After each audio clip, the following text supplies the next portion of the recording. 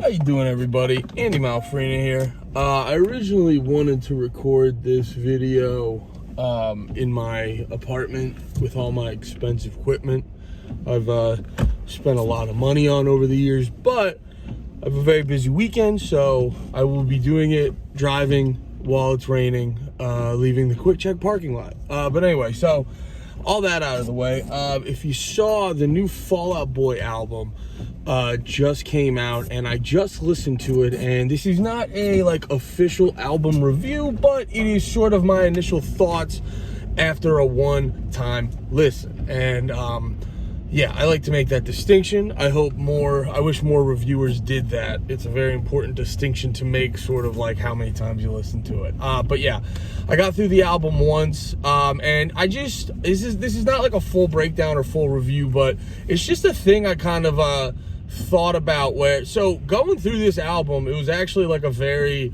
it was actually like a very interesting experience, because it wasn't a full-fledged roller coaster, but it definitely had some weird dips and all these other things going on. I definitely did not leave this album feeling, I didn't like how I ended this album was nowhere near how I started, and then in the middle, and just every part of the album was a different turn, and it evokes some interesting feelings and emotions, and sort of what I hope happens in the future for Fall Out Boy. And if some weird occurrence happens where Fall Out Boy happens to see this video, I really hope they do, because I think if they kind of go off of what I'm about to say, I think it creates some incredible, very special music. So we get to the start. Once again, keep in mind, this is off of one listen while I was driving to go do a show yesterday. I gave my full attention, but it's still one listen. So the album starts off, pretty good. I forget that first song that they dropped.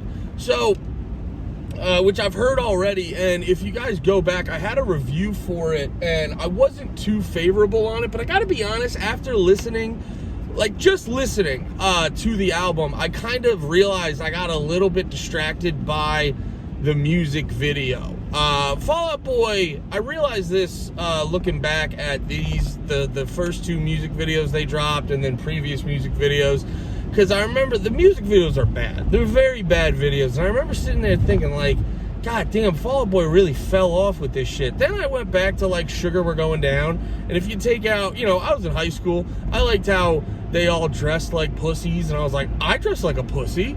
This is fun. I like these guys. So I like that. And then they were doing, spinning and bitch tosses and stuff like that. And but if you watch the rest of, the Sugar We're Going Down video, it's a dumb video. It's the guy's people don't like me because of my antler. Fall Out Boy has a history of trying really hard to be funny in their videos, and it just, it's a sense of humor that a fat mom who shops at Walmart religiously would still kind of be this ain't that funny. You know what I mean? Shit like that.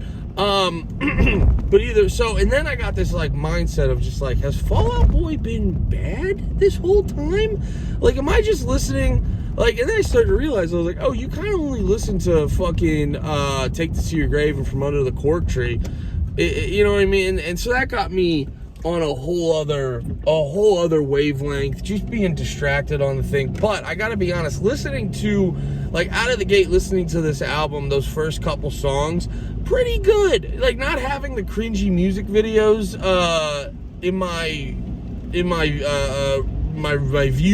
my viewing pleasure, I started to realize, I was oh, these songs are actually they're not the most blow your mind fucking songs in the world, but they're actually pretty good. The one where they keep going, Love from the Other Side or whatever, that one's it's a straightforward song, but it's nice driving. The chorus fucking rips. So the first 3 or 4 songs in this album are a good time, and then the middle, just some nonsense happens. It's I don't know what they're doing. It's the same thing that happened with fucking Blink-182 when they put out whatever that new horseshit song they put out was. I love Blink-182. I was just fucking listening to Dumpweed yesterday, driving home. I listened to First Date unironically. I love Blink-182. But that fucking, he's whatever that time along, that one song where it's all bouncy, and he's I fucked her in church. I'm not 40. Yes, you fucking are, dickhead. You know what I mean? Like, basically, whenever you hear a band that used to fucking rip and really go at it and really try and do all this magical stuff, and then you hear them bust out the boom, boom, boom, boom, boom, boom, boom, boom, boom, and then they're doing the palm muting on the guitar, like whenever they're doing that horseshit bouncy shit, you're just like, oh, they threw in the towel. They gave up. They're just trying to, everything's turned, all the albums this year are turning, are all the albums we liked in high school are turning 20 years old. They're coming back for more tours because all of us in high school now have like jobs, and most of us can buy the fucking $200-$300 tickets and shit like that to go see these fucking bands play. They're just being like, it's 20 years, we gotta put out a fucking album right now. But like, once you hear the like that bouncy horse shit, you know a band has thrown in the towel. They've given up. They're just honing it in to get your fucking money. So that's basically the middle of this album. But then, I'm ready to be like, oh, like I even tweeted about it a little bit preemptively. I tweeted about it. I realized, I was like, Fall Out Boy's emo butt rock. Every genre has their butt rock. The same way as like every genre has their own Limp Bizkit. You know what I mean? Like Real Big Fish is ska Limp Bizkit. Amur is hardcore Limp Bizkit. I could go on and on and on, but like every genre has their own Limp Bizkit. The same way as like every genre has their own butt rock, and Fall Out Boy right now is emo butt rock. So middle of that album is rough, and I'm ready to fucking bow out, and I'm ready to give up on these guys, and I'm ready to just be like, I think Fall Out Boy's a bad band. I was under the impression I was listening to Take This to Your Grave and From Under the Cork Tree every goddamn month of my life, and I'm like, Fall Out Boy still rips. And then I'm like, I think you were a little delusional, Andy, and I might be having to accept the reality. I think Fall Out Boy might suck ass. And then, last two songs of this album, out of fucking nowhere, they just do something magical. It's like the whole album they were trying to go for this weird, like, Elton John writes a musical but also wants to slit his wrist vibes. You know, they're trying to do that the whole fucking time, and they just couldn't figure it out. And then these last two songs, they fucking lock in, and they're two of the best songs I've ever fucking heard. The last two songs on this album rip harder than anything in rock I've heard recently. I'll say it again because it got bouncy. I don't know if you heard that. In like a fun, sort of like pussy, lame, I like this musical because it's so good. I'm trying to be a tough guy and I'm not acting like I like the Music Man or fucking Chicago, but all that jazz rips so hard. I'm not even going to fucking lie. I like Chicago. I'm saying hypothetically, I don't like Chicago. I fucking love Chicago. What am I saying? But you know, one of those things where it rips so hard and it just cuts all the bullshit out and it just cuts to your fucking core of who you are as a man and how you like to be vulnerable sometimes and how you like to fucking smile at a sunset and laugh when a puppy gets a little bit of fucking whipped cream on his nose and he just can't get the last bit. You know what I mean? When you suppress that every fucking day, and then, you know, but something's just so good that you can't hold that in anymore. That's what happens on these last two songs. And it's fucking magical. It's fucking good. It's fucking magical. And I just